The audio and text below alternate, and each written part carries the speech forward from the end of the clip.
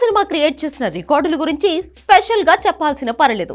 South north లో box office దుమ్ము దులిపింది ఈ మూవీ.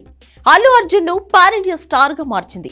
పుష్ప మూవీలో బన్నీకి ఎంత పేరు వచ్చిందో బన్నీ పక్కన కేశవ అనే ఫ్రెండ్ క్యారెక్టర్ చేసిన జగదీష్ కు కూడా అంతే పేరు వచ్చింది. పుష్ప 2లో అంచనాలకు మించి కేశవ క్యారెక్టర్ ఉంటుందని మూవీ టీం లీకులు ఇవ్వగా ఆడియన్స్ లో క్యూరియాసిటీ క్రియేట్ అయింది. అయితే ఇన్నాళ్లు కేశవ పాత్ర గురించి చర్చ జరుగుతుంటే జగదీష్ అరెస్ట్ కావడం ఇప్పుడు మరో హాట్ టాపిక్ అయింది. జగదీష్ పై పంచగుట్ట పోలీస్ స్టేషన్ లో కేసు నమోదైంది. ఓ జూనియర్ ఆర్టిస్ట్ మరో వ్యక్తితో ఉన్నప్పుడు ఫోటోలు తీసి వాటిని సోషల్ మీడియాలో పోస్ట్ చేస్తానని బెదిరింపులకు పాల్పడిన జగదీష్ ను పంచగుట్ట పోలీసులు అరెస్ట్ చేసి కోర్టులో హాజరుపరిచారు. జగదీష్ వేధింపులతో పంచగుట్ట పరిధిలో నివాసం ఉంటున్న ఓ మహిళ నవంబర్ 29న ఉరేసుకుని ఆత్మహత్య చేసుకుంది. ఈ ఘటనపై కేసు నమోదు చేసి దర్యాప్తు చేపట్టిన పోలీసులు మహిళ ఆత్మహత్యకు గల కారణాలను తెలుసుకున్నారు.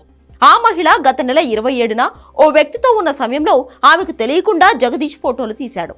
ఆ తర్వాత ఆమెను బెదిరించాడు. దీంతో మనస్తాపానికి గురైన మహిళ ఉరేసుకుని ఆత్మహత్య చేసుకుంది.